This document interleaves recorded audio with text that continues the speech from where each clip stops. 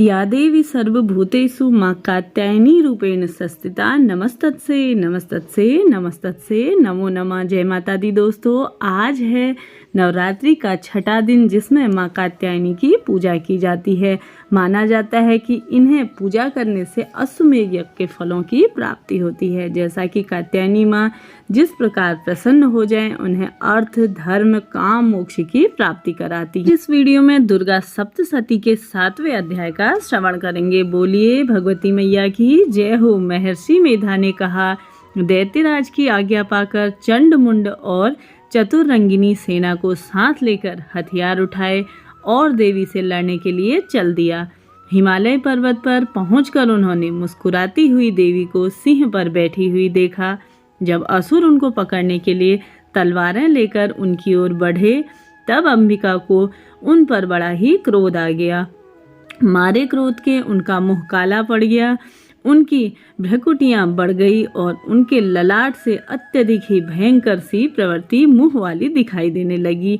लाल आंखें हो गई और काली प्रकट हो गई, जो कि अपने हाथों में तलवार और पांस लिए हुई थी। वह विचित्र खंडक धारण किए हुई थी तथा चीते के चर्म की साड़ी पहनी हुई थी। नरमुंडों की उन्होंने माला पहन रखी थी। उनका मांस सूखा हुआ था और शरीर केवल हड्डियों का ढांचा बना हुआ था। जो भयंकर शब्द से दिशाओं की पूर्ण रूप से वह असुरों पर टूट पड़ी और वह सभी दैत्यों को भक्षण करने लगी। वह पशुवर राक्षसों, अंकुशधारी महावतों, हाथियों तथा हाथियों में सवार योद्धाओं को, घंटा सहित हाथियों को एक हाथ से पकड़कर दूसरे हाथ से मुंह में डाल लेती थी और इसी प्रकार वह घोड़े, रथों, सारथियों व रथों में बैठे हुए सैनिकों को भी अपने मुंह में डालने लग गई और भयंकर तरीके से चबाने लगी। किसी के केस पकड़कर, किसी की गर्दन पकड़कर, तो किसी के पैरों को दबोकर उन्होंने दैत्य को अपनी छाती में मसलना शुरू कर दिया। इतनों को तो अपने दांतों से समाप्त कर दिया और इस प्रकार से देवी ने क्षण भर में ही संपूर्ण दैत्य सेना को नष्ट कर दिया। यह देखकर महापराक्रमी चंडकाली देवी की ओर लपका और मुंड ने भी देवी पर अपने भयंकर बाणों की वर्षा आरंभ कर दी। का भयंकर मुख देखा नहीं जा रहा था। उनके मुंह में श्वेत दांतों की पंक्ति चमक रही थी। फिर उनके तलवार हाथ में लेकर शब्द कहकर चंड के ऊपर आक्रमण कर दिया और केस पकड़कर उसका सिर काटकर अलग कर दिया। चंड को मरा हुआ देखकर मुंड देवी की ओर लपका, परंतु देवी ने क्रोध में भरे हुए उसे भी तलवार से यमलोक पहुंचा दिया। चंड और मुंड को मरा हुआ देखकर उसकी बाकी बची हुई सेना वहां से भाग गई। इसके पश्चात काली चंड की ओर मुंड के कटे हुए सिरों को लेकर चंडिका के पास पहुंच गई और प्रचंड अष्टहास के साथ कहने लगी, हे देवी, चंड और मुंड दो मारकर तुम्हारी भेंट कर दिया है। अब शुंभ और निशुंभ का तुमको स्वयं वध करना है। महर्षि मेघा ने कहा, वहां लाए हुए चंड और मुंड के सिरों को देखकर कल्याणमयी चंडी ने कहा, हे देवी, तुम चूंकि चंड और मुंड को मेरे पास लेकर के आई हो, अतः संसार में चामुंडा के नाम से तुम्हें जाना जाएगा।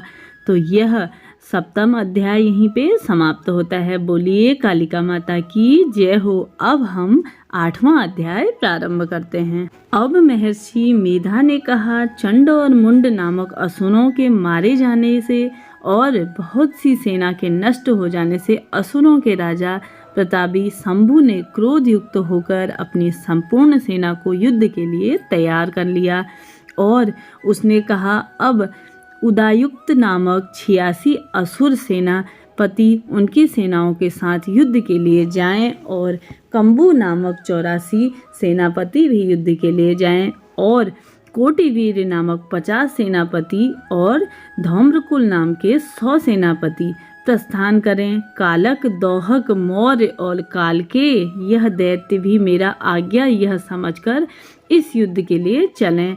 भयानक शासन करने वाला असुरों का स्वामी शुंभ इस प्रकार आज्ञा देकर बहुत बड़ी सेना के साथ युद्ध के लिए चले गया।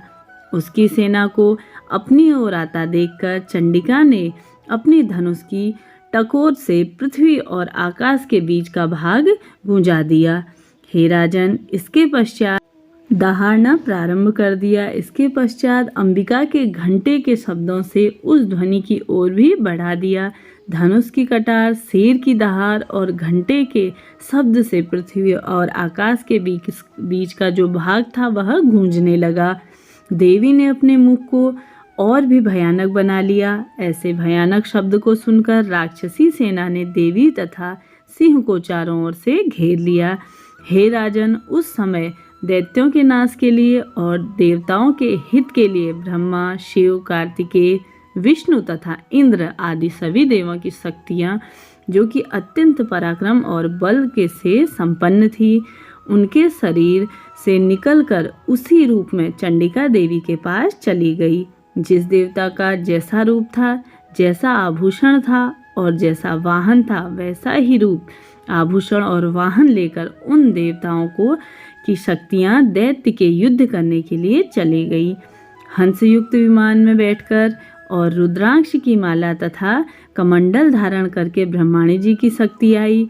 वृषभ पर सवार होकर, हाथ में त्रिशूल लेकर, महानाग का कंकड़ पहनकर और चंद्र रेखा से विभूषित होकर भगवान शिव शंकर की जो शक्ति माहेश्वरी थी वह आई। मोर पर आरूढ़ होकर, हाथ में शक्ति लिए दैत्यों से युद्ध करने के लिए कार्तिकेय जी की शक्ति उन्हीं का रूप धारण करते हुए आई। भगवान श्री हरि विष्णु की शक्ति गरुड़ पर सवार होकर शंख, चक्र, गदा, धनुष तथा खंडक हाथ में लिए हुए आई।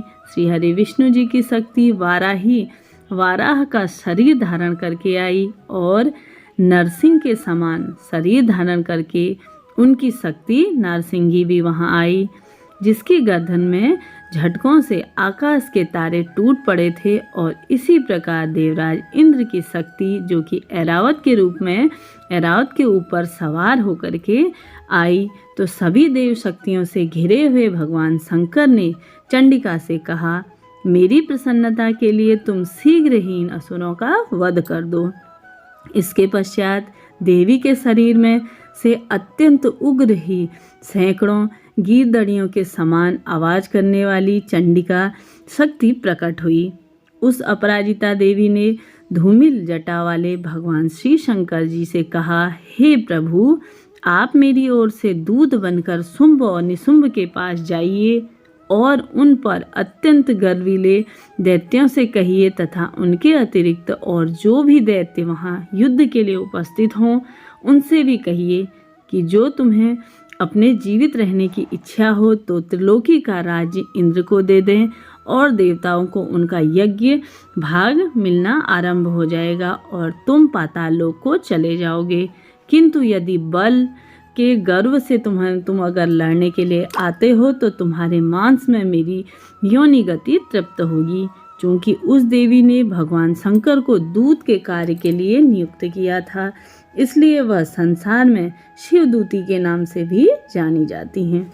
भगवान शंकर ने देवी का संदेश पाकर उन दैत्यों को क्रोध का कोई पार नहीं था और वह जिस स्थान पर देवी विराजमान थी वहां पहुँचे और जाने के साथ ही उन पर बाणों की वर्षा कर दी और साथ ही साथ देवी ने उनके फेंके हुए बाणों, शक्तियों, त्रिशूल सभी राक्षसों को विदीर्ण करने लगी और खंडवान से कुचलने लगी।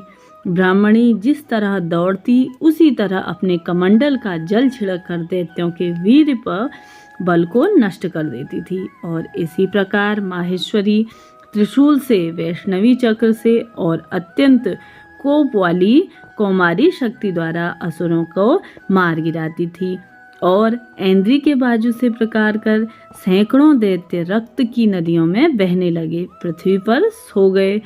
वाराही ने कितनों को राक्षसों को अपनी छाती से चीर डाला और उन सारे अस्त्र शस्त्र माता निगलने लगी। अब अत्यधिक राक्षसों के पराक्रमी रक्तवीर नामक एक राक्षस ने अगर देखा कि मेरी पूरी सेना यहाँ समाप्त हो गई है तो उसने देखा और वह माता के आगे युद्ध के लिए बढ़ने लगा। शरीर से उसके जितनी भी रक्त की बूंदें गिरती पृथ्वी पर, उतने ही वह शरीर वाला हो जाता। वह बलवान दैत्य पृथ्वी से ही उत्पन्न हो जाता। रक्त बीज गदा हाथ में लेकर ऐन्द्री के साथ युद्ध करने लगा। जब ऐन्द्री शक्ति ने अपने वज्र से उसको मारा तो घायल होने के कारण उसके शरीर में बहुत सा रक्त बहने लगा और उसकी प्रत्येक बूंद से उसके समान ही एक बलवान तथा पराक्रमी अनेकों दैत्य भयभीत होकर भयंकर रूप में प्रकट होने लगे। वह सबसे तेज और दैत्यों में सबसे तेजस्वी था और उसके बल से अस्त्र शस्त्र लेकर देवी देवता साथ में लड़ने लगे। जब ऐन्द्री से वज्र प्रहार से उसके मस्तक पर चोट लगी तो रक्त फिर से बहने लगा। उसमें से हजारों ही पुरुष उत्पन्न हो गए। वैष्णवी ने चक्र से और ऐन्द्री से गधा के रक्त बीज को चोट पहुंचाते हुए वैष्णवी के चक्र से घायल होने पर उसके शरीर से जो रक्त बहा उससे भी हजारों के संख्या में दानव उत्पन्न हो गए। शक्तियों पर पृथक पृथक गदा से प्रहार करा। अब रक्त बीज के रुधिर से उत्पन्न हुए असुरों से संपूर्ण जगत व्याप्त हो गया, जिसमें देवताओं को भय होने लगा। देवताओं को भयभीत देखकर चंडिका ने काली से कहा कि हे चामुंडे, अपने मुख का बड़ा करो और मेरे अस्त्रघात से उत्पन्न हुए रक्त बिंदुओं तथा रक्त बिंदुओं से उत्पन्न हुए महाअसुरों को तुम अपने इस मुख से भक्षण करती हुई जाओ। इस प्रकार रक्त बिंदुओं से उत्पन्न हुए महादैत्यों को भक्षण करती हुई तुम रणभूमि में विचरो।